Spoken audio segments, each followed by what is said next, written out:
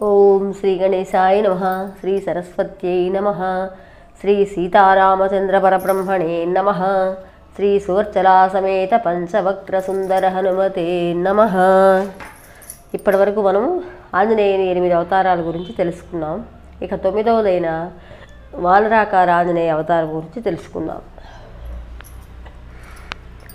ఉపాస్య వానరాకారం గాలో నామవనేచరః ప్రాప్తవాన్ పరమాం సిద్ధిం ఆరోగ్య ప్రముఖామపి. పూర్వము నైమిసారణ్యమునందు పుష్కరుడు అనే మహాముని ఉండడట. ఆ మహాముని హనుమన్ మంత్రమును ఉపాసించి హనుమ సాక్షాత్కారమును పొందిన మహాత్ముడు. తనను ఆశ్రయించిన శిష్యకోటికి మంత్రోపదేశము చేసి వారిని కూడా ఆయన ఉద్ధరిస్తూ ఉన్నారట.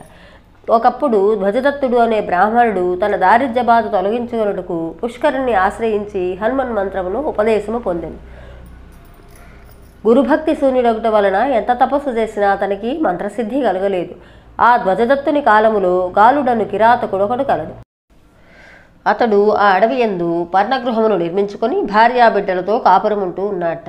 అక్కడ తన కులము వారందరూ పర్ణకుటీరములో నివసిస్తూ ఉన్నారు. ఆ కిరాతకుల గృహములు పూరి గృహములైన లక్ష్మీకళతో కళకళలాడుతూ ఉండేవట. వారు వెదురు బియ్యము అడవి తేన దాచి ఉంచుతూ ఉంటారు. అడవి యందు దొరకు వెలగ పండ్లు, నేరేడు పండ్లు, ఇతర పండ్లు కూడా భద్రముగా ఉంచుదురు. వెదురు బియ్యమును వండి అందు తేనె కలిపి భుజించుచు పండ్లను కూడా అందు ఆహారముగా ఉపయోగిస్తూ ఉంటారట. వారి గృహముల యందు కస్తూరి, చందనము మొన్నగు సుగంధ ద్రవ్యములు కూడా ఉంటాయట. సాధుజనులు పేరుకు మాత్రం వారు కిరాతకులు గాని తోటి మానవులను మానవులుగా పరిగణించి ఆదరిస్తూ ఉంటారట. భార్యాబిడ్డలతో కలిసి నిత్యము సంతోషముగా కాలము గడుపుతూ ఉంటారు. గాలునకు 40 సంవత్సరముల వయస్సు ఉండును. అతనికి కుష్ఠవ్యాధి సంభవించినది. తోటివారు తనను చూసి అసహ్యించుకుంటూ ఉన్నారట. ఎన్నో ఔషధములు సేవించినాడు. రోగబాధ తగ్గలేదు. భరింపరాని ఆ వ్యాధితో కుమిలిపోతున్నాడు. ఒకనాడు ఆ గాలుడు వేటాడుటకై నైమిసారణ్యమునకు వచ్చి మంత్రసిద్ధిగాక బాధపడుతూ ఉన్న ధ్వజదత్తుని చూచినట్ట.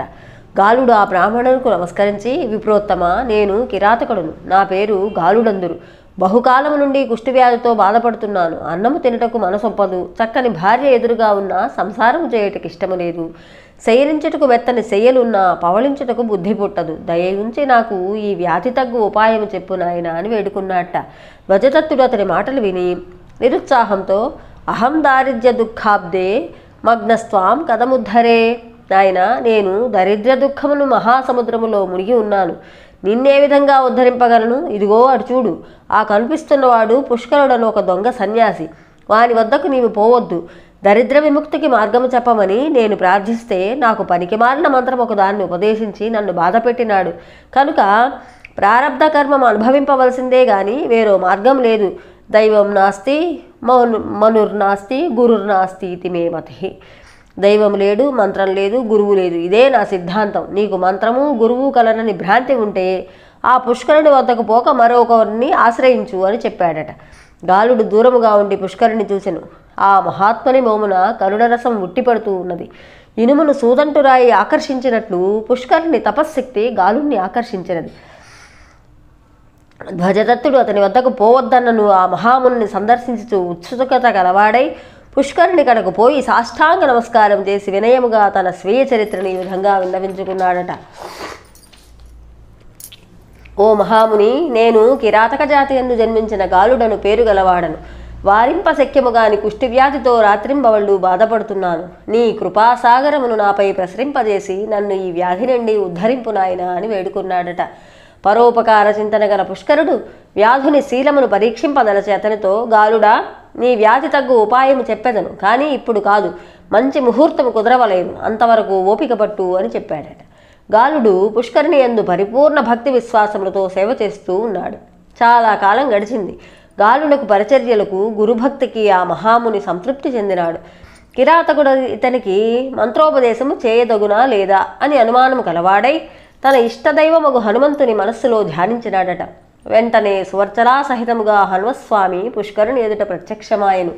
బంగారు కుండలముల కాంతి వలన ప్రకాశించు చెక్కిళ్ళు గలవానిని, సువర్ణ యజ్ఞోపవీతము ధరించిన వానిని, పచ్చని పట్టు వస్త్రములు కట్టుకున్న వారిని, నవరత్న కాంతులతో కూడిన గొప్ప కిరీటముతో ప్రకాశిస్తున్న వారిని, సర్వాంగ సుందరియు సర్వాభరణ భూషితయు సకల సద్గుణములతో కూడినదీయగు సువర్చలను వామభాగమున ఇడుకొని ఉన్న హనుమన్మూర్తిని పుష్కరుడు చూచి వెంటనే ఆనందపడి ఆసనము నుండి లేచి సాష్టాంగముగా నమస్కరించి అనేక రీతులతో నుతించి ఈ విధంగా అన్నాడట.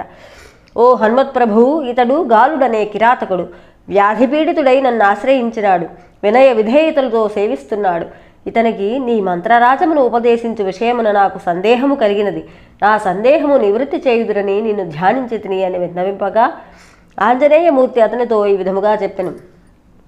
నాయనా పుష్కర, నా మంత్రమును ఉపదేశమందినవాడు నా యందు, నా భక్తుని యందు, నా మంత్రమును ఉపదేశించిన గురువు యందు భక్తి కలిగి ఉండుటయే ప్రధానము. కావున శూద్రోవా విప్రకీర్ణోవా వైశ్యోవా క్షత్రియోపివా విప్రోవా యస్య కశ్చాపి యోపిద్వా పురుషోపివా మన్మంత్ర విషయే సర్వే పాత్రాణ్యేవ న సంశయః. శూద్రుడైన సంకరజాతివాడైనను వైశ్యుడైనను క్షత్రియుడైనను బ్రాహ్మణుడైనను ఎట్టివాడైన స్త్రీ అయినను పురుషుడైనను అందరూ నా మంత్రజపము చేయుటకు అర్హులే. ఈ విషయంలో సంశయింపవలసిన పని లేదు. కానీ మోసానికి కానీ చేసిన మేలు మరచువానికి కానీ తనను పొగడుకొని గర్విష్ఠికి కానీ లుబ్ధగుణములు గలవానికి గురుని యందు నమ్మకము లేని వానికి ఉత్తమమగు నా మంత్రమును ఉపదేశింపరాదు అని చెప్పి ఆంజనేయమూర్తి అంతర్ధానమైనారట. పిమ్మట పుష్కరుడు గాలునితో, నాయన, నీకు ఆంజనేయ మంత్రము నేను ఉపదేశింతును. అదిగో ఆ కనిపించు పుణ్యతీర్థము. అందు నీవు స్నానమాడినా మనుజులకు సమస్త పాపములు నశించును. నీవు ఆ పుణ్యోదకములో స్నానమాడి రమ్ము అని చెప్పగా గాలుడు సవినయముగా నమస్కరించి విధముగా అన్నాడట. గురుత్తమ, సమస్తాఘములను నశింపజేయు మీ పాదోదకములుండగా పుణ్యతీర్థమునకేగనేలా? మీ పాదోదకమే పుష్కర తీర్థము. గంగా, కావేరి మొదలగు మహానదుల ఉదకములు మీ పాదతీర్థములకు సరికావు. గురువు పాదోదకమందు ఎవనికి విశ్వాసం ఉండదో అట్టివాని పాపమును 10,000 తీర్థములైనా పోగొట్టజాలవు. కావున తస్మాదిదం శరీరం మే భవత్పాదాంబుధారకం ఆపాదమస్తకం శీఘ్రం శిచ్యతాం కరుణానిధే. ఓ కరుణాసముద్రుడా, నా ఈ దేహమును ఆపాదమస్తకము మీ పాదజలముతో వెంటనే తడుపుము అని ప్రార్థించాడట. పుష్కరుడు గాలుని నిశ్చలమగు గురుభక్తికి సంతోషపడి హనుమంతుని ధ్యానము చేసి తన పాదజలమును గాలుని దేహముపై చల్లెను. గురుపాదోదక మహిమ వలన గాలునకు కుష్ఠవ్యాధి తొలగినది. స్వచ్ఛమగు దేహముతో కళకళలాడుతూ ఉండెను. పూర్వజన్మకృతం పాపం వ్యాధిరూపేణ బాధతే. గత జన్మమున చేయబడిన పాపము ఈ జన్మలో వ్యాధి రూపంగా బాధించును. గాలునకు పూర్వజన్మకృత పాప ఫలితమే కుష్ఠవ్యాధి. ఆ పాప పంకిలమగు గురుపాద జలముతో ప్రక్షాళితమైనందువలన స్వచ్ఛదేహుడాయను. పిమ్మట పుష్కరుడు పరిశుద్ధాత్ముడగు గాలునకు శ్రీ సువర్చలా హనుమద్ ద్వాదశాక్షర మహామంత్రమును ఉపదేశించరు. గాలుడు ఆ మహామంత్రమును గురువు సమీపమునే 108 పర్యాయములు జపించను. గురువు యందు నమ్మకముంచినందువలన గురుపాద జల సేవనము వలన పుష్కరిణి మోమున హనుమద్రూపమును వీక్షిస్తూ ఏకాగ్రతతో జపించినందువలన అతనికి వెంటనే మంత్రసిద్ధి కలిగింది. ఇంద్రియములకు అగోచరములకు విషయములు, భూత భవిష్యత్ వర్తమానములు, సంగతులు తెలుసుకొనగలిగెను. హనుమద్ అనుగ్రహమున గురుకటాక్షమున కిరాతకుడగు ఆ గాలుడు ఆకాశగమన శక్తి కూడా కలిగినదట. అతనికి గురుభక్తికి సిద్ధచారణ గంధర్వాదులు, ఇంద్రాది దేవతలు మిక్కిలి విస్మయము పొందారట. దేవాంగనులు అతని శిరముపై పూలవాన కురిపించరి. ఈ విధంగా గాలుడు దేవతలతో మన్ననలు పొందెను. పిమ్మట గాలుడు గురుదేవుడగు పుష్కరునకు వస్త్రాభరణములిచ్చి భక్తితో పూజ చేసినాడు. సాష్టాంగముగా నమస్కరించినాడు. వినయముగా చేతులు జోడించి, గురుదేవా, మీ పాదోదక మహిమ వలన హనుమంతుని దయ వలన నా వ్యాధి నివారించుటయేగాక ముల్లోకములయందు ప్రసిద్ధుడనైతిని. పరబ్రహ్మస్వరూపులకు మీ పాద పద్మములయందు నాకు భక్తి నిలిచి ఉండునట్లు ఆశీర్వదింపుడు అని వేడుకున్నాడట. గాలుని భక్తి విశ్వాసములకు పుష్కరుడు పరమానంద భరితుడై, నాయన, హనుమదనుగ్రహమున పరిపూర్ణుడవైతవి. నాకు మహదానందము కలిగినది. నీవు జీవించి ఉన్నంత వరకు హనుమన్ మంత్రము విడువక జపిస్తూ ఉండుము. ఆ స్వామి కరుణ వలన సకలాభీష్టములు పొందగలవు అని ఆశీర్వదించాడట. గాలుడు పుష్కరునకు ముమ్మారు ప్రదక్షిణ నమస్కారములు చేసి గురువునకు దూరమైపోతున్న కారణమున కళ్ళ నీళ్లు కారుస్తూ ఆ మహాత్ముని బాసి పోజాలక వెనుదిరిగి చూస్తూ గురువు ఎందే మనసు లగ్నము చేసుకుని తన స్వగ్రామమునకు పోవుచుండెను. మార్గమధ్యమున గాలునకు ధ్వజదత్తుడు కనిపించను. దైవ సమానులకు గురువును నిందించునేమో భయమున ఆ బ్రాహ్మణునికి ఇక్కడకు వెళ్లకుండా మరి ఒక మార్గమున పోవుచుండగా ధ్వజదత్తుడు అతన్ని సమీపమునకు వచ్చి, కిరాతుడా, కుష్ఠవ్యాధితో వికారముగా రూపంలో ఉన్న నీవు ఈ మోహన రూపం ఎలా పొందితివి? నీలో వచ్చిన ఈ పరిణామముకు కారణమేమో చెప్పు అని అడిగాను. గాలుడు ధ్వజదత్తునికి ఈ విధముగా సమాధానము చెప్పాను. ఓ బ్రాహ్మణోత్తమ, మహాయోగియు గౌరవరూపుడు పూజ్యుడు అగు పుష్కర మహాముని తన పాదజలముచే నా దుర్దశనంతయూ పోగొట్టెను.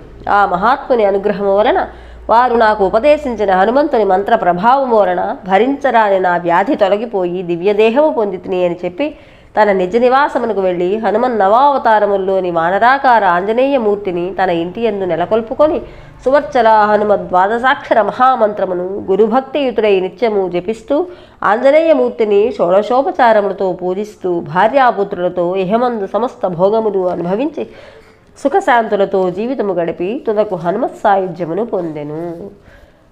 రేపు మనం భీముని గర్వభంగం ఏ విధముగా జరిగిందో తెలుసుకుందాం. జై శ్రీరామ్.